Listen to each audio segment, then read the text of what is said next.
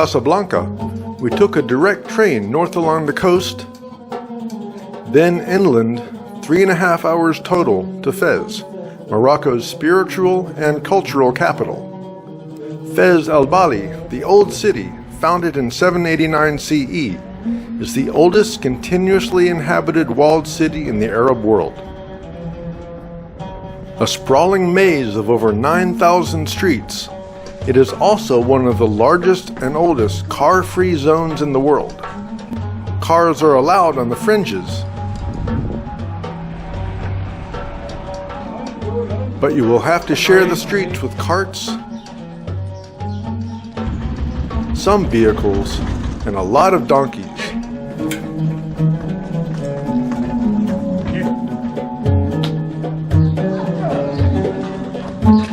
And you always have to watch out for motorcycles. We stayed on the southern edge of the old city, near the Bab Jdid, the city gate that connected with Fes al Jdid, the 13th century city expansion. Unfortunately, the gate isn't in great shape, but it was a useful landmark for taxi drivers. We stayed in a Riad, a term coming from Arabic for garden, a multi-story house built around a central courtyard.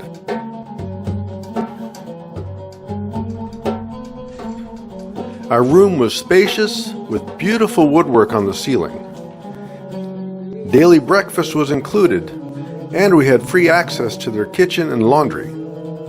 Our Riad, one of over 100 in the old city, was just a couple blocks inside the gate. Very convenient for our luggage, though Riads deeper inside do have cart luggage services. The rooftop had a south-facing view that overlooked a large chunk of the old city. Borj Soud, the southern watchtower, was prominent, especially during the sunset golden hour. And we watched several gorgeous sunsets from the roof.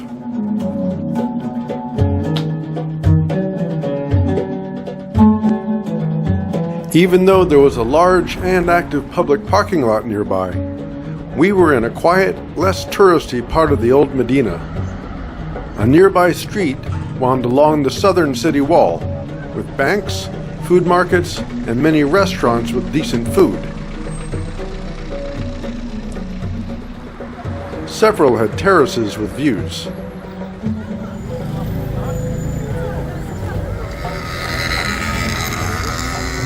Toward our north, we found a route that ran along the inside of the west wall and was never very busy.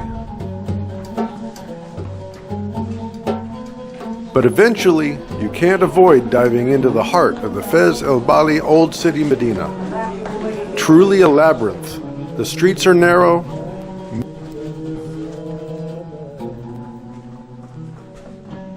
many of dubious-looking stability,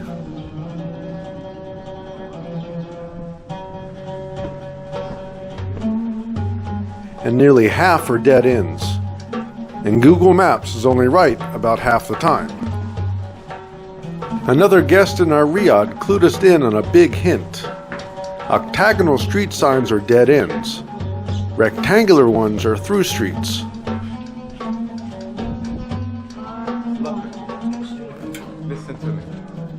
And if you see a Bab sign, you can follow it to a gate out. Bab Guissa, the Blue Gate, is the most famous and most popular. And there are always taxis around if needed. Navigating Fes al Bali is difficult, and you will get lost. Everywhere there are young men who approach in a friendly but aggressive way, insisting they will show you the right way. If you want, they might keep their word, or they might lead you farther astray. But either way, they'll demand a tip at the end, and whatever you offer will never be enough. So we found avoiding them and patiently finding your own way to be best. Another Riad was across the street from ours. We peeked inside, and it was stunning.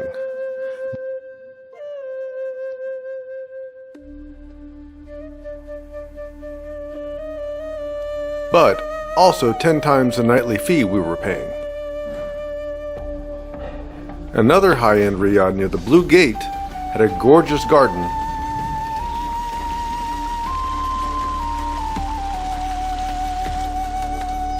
a rooftop restaurant with a spectacular view, and a spa. This riad had a private hammam with changing room,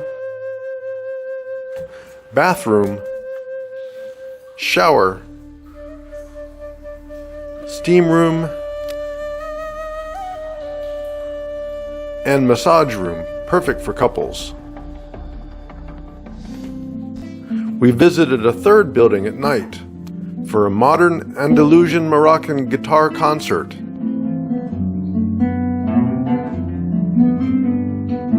And delicious desserts.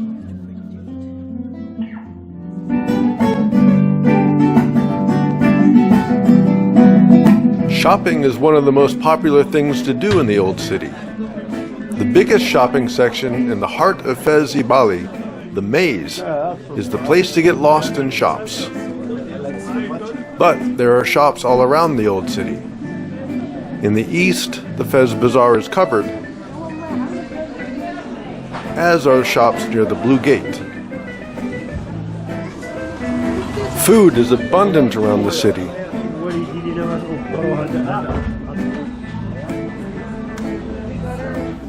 Almond treats are popular, as is baklava, and traditional crunchy honey curls called chabakia. Oils and fragrances are very popular, and some shops process their own from various locally grown nuts, including the indigenous argan nut, from a tree whose leaves are famously appreciated by goats, and whose fruit is still shelled by hand to extract the nuts.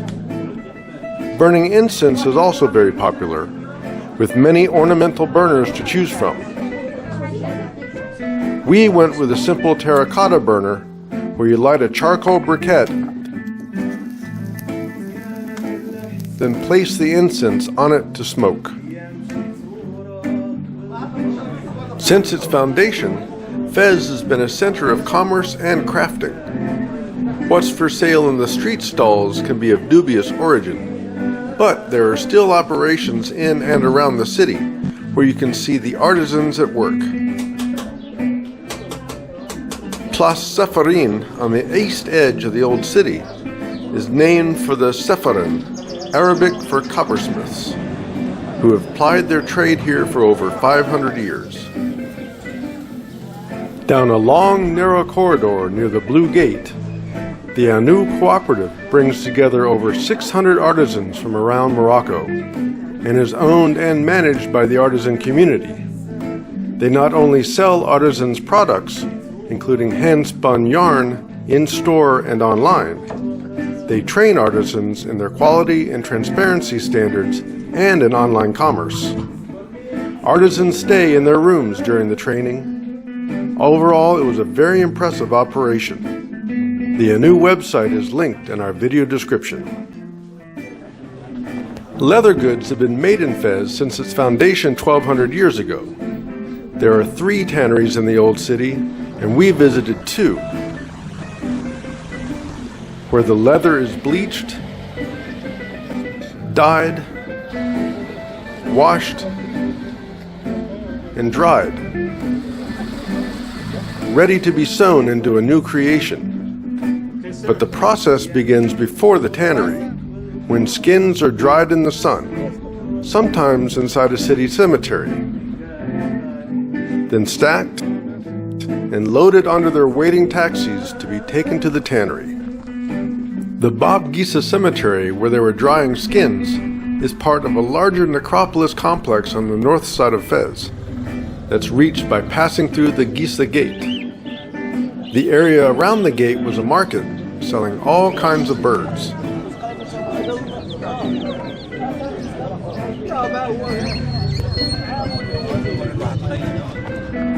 Crossing the main road, Bab Guissa Cemetery covers a huge area outside the walls.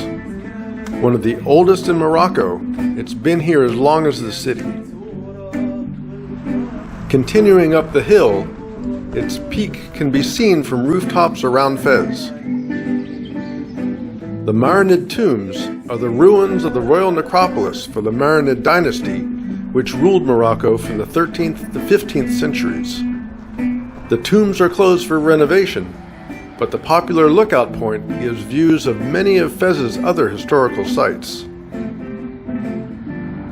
The first is Borj Nord, the northern companion to Borj Sud, visible from our Riad. A cluster of green roofs easily identifies probably the most historic and religious complex in Fes. The green square peak is the mausoleum and shrine of Mullah Idris II, founder of Fes.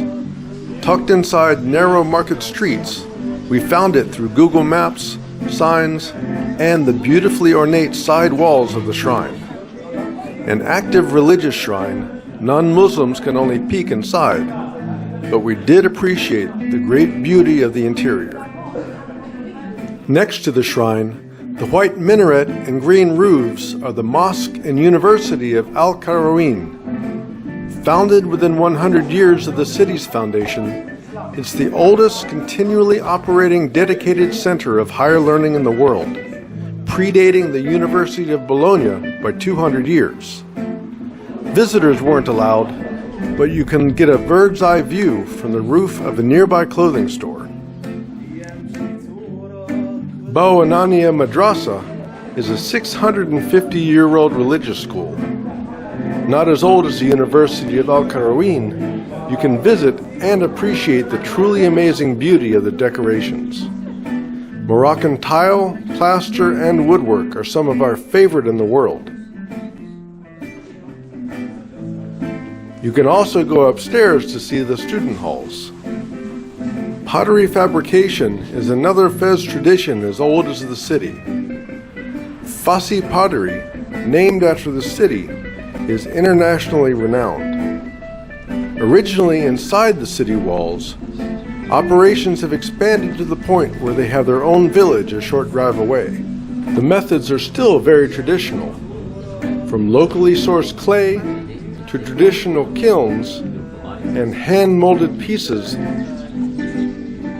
on foot-powered potter's wheels.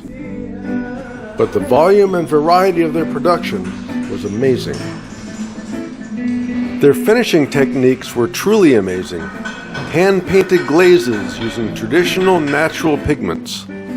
In some places, the glaze is carefully chipped away, leaving a beautiful single-color design.